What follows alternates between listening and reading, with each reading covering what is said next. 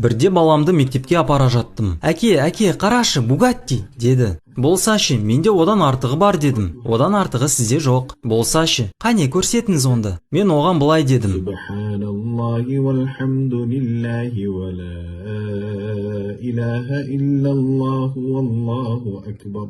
Сосын түсіндіріп бердім. Пайғамбарымыз саллаллаху алейхи вассалам муслимде келген хадисте мен үшін субханаллахи валхамдулиллахи ва ла илаха иллаллаху валлаху акбар деп айту күн көтерілетін нәрселердің бәрінен артық деген. Күн сәулесі не нәрсеге түссе, сол нәрселердің бәрінен артық. Осы сөздерді бір рет айтсақ.